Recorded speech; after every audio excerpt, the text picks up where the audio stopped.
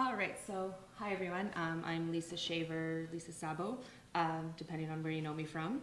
And I started this program before my marriage, that's why. Anyways, so I'm here to discuss today the DOAJ, and many of us I know are familiar with it, but for those who are not, it's the Directory of Open Access Journals, and I am going to speak about the publishing aspects within the DOAJ, as well as some of the difficulties of it. And so I'm still conducting research with this, as I'm reviewing 3 years worth of metadata from 2014 to 2016. And there's a lot to go through here, and it's not necessarily well organized, as I will explain shortly. So this is just a high-level overview of my analyses thus far, and this will be readily available upon completion at the end of April on the University of Ottawa research website. So the DOAJ is scientific and scholarly journals, all 100% open access. This is a giant collaboration based out of the Netherlands primarily, or initially, and all the journals have to, mostly have to be peer reviewed, if not peer reviewed, have gone through a quality assurance process. The authors can publish in any language of their choice from any country of their choice, and many of these languages or publications also are published in a variety of different languages, with the primary language being English. And also to note, that all the publications within the DOAJ are current, and if a journal does become inactive, it is removed from the DOAJ. And if a journal decides, for whatever reason, to close its open status, it is also removed from the index. So these are just a few metrics that I have noticed when analyzing the data. We can see a gradual increase in journal publications over the years, starting with 2014 at the bottom. We can 4.2% increase to a 3.2% increase. However, in May 2016, a review was done, and approximately 3,300 journals were removed from the database due to, quote, unreliable content. And the DOAJ does not come right out and say ever predatory publishing. However, we can make some fair assumptions that this is why the majority of these were removed.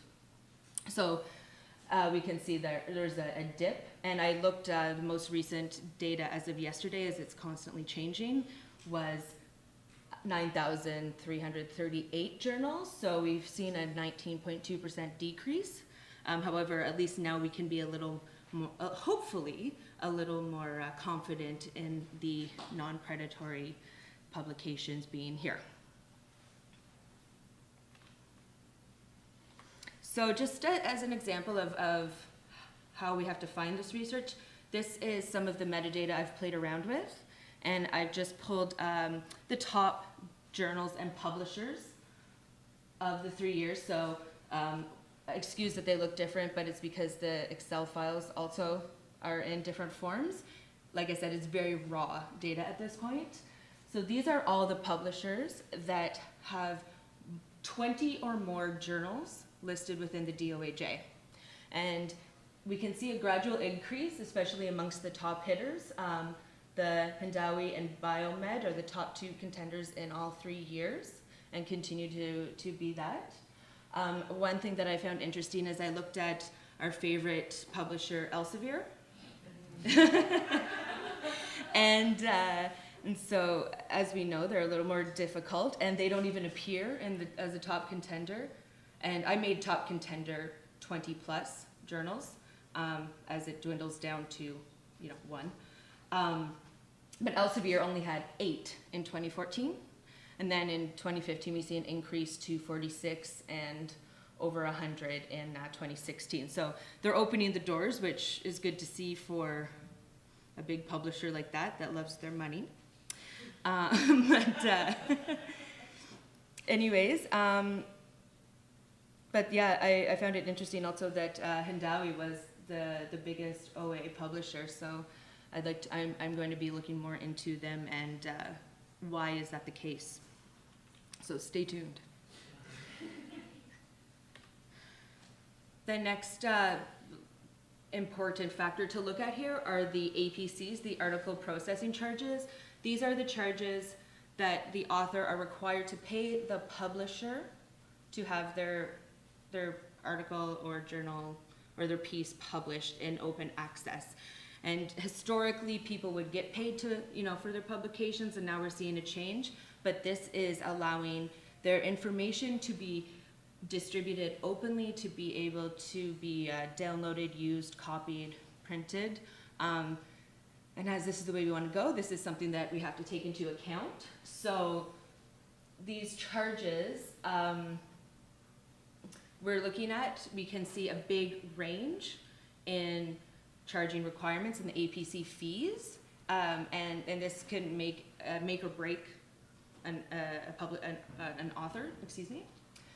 So I want to look to see if there's a skew between the small publishers and their fees versus the larger publishers and their fees. So that is yet to come. There's a range of, when I filtered out the American funds only, a $4 to $5,000 change or difference, and Elsevier shockingly amongst the highest, and Wiley.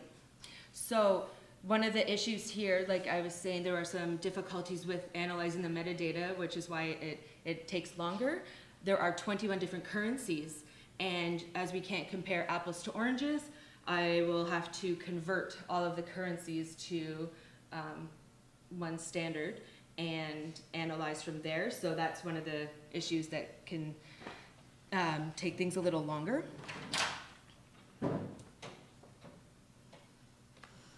So issues with the metadata, and this is my last little topic. These are some of the examples that I'm just going to talk about regarding difficulties with metadata. And I chose just language for an example. I took maybe 15 hours just to go through the languages so far. So that's how extensive it is to, let's say 5 hours per journal, give or take.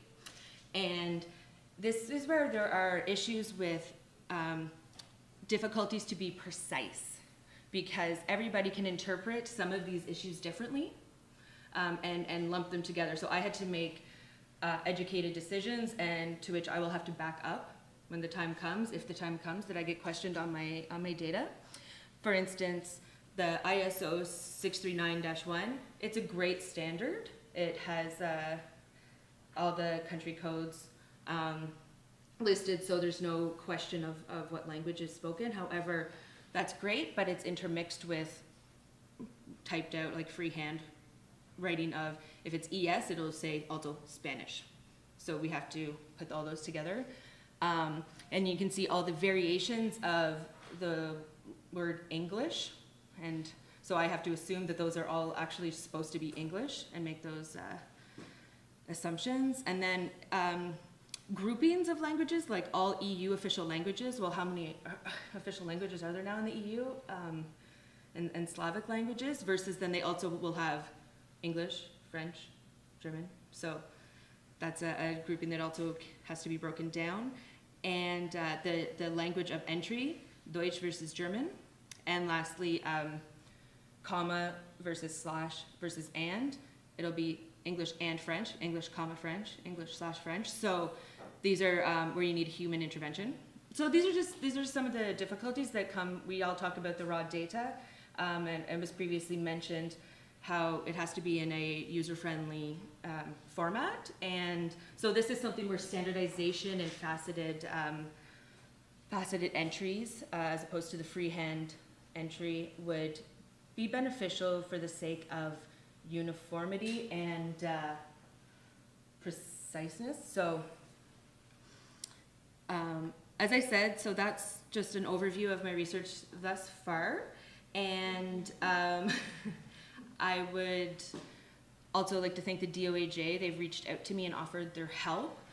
So I have the opportunity to work with them, and also I find it interesting them reaching out to me, because this seminar was published online, really shows the globalization of information. So I'm happy that I can actually have the actual source as a possible resource. Also kind of scary, but hopefully beneficial, mutually beneficial. So as I said, that's all for me, and thank you very much.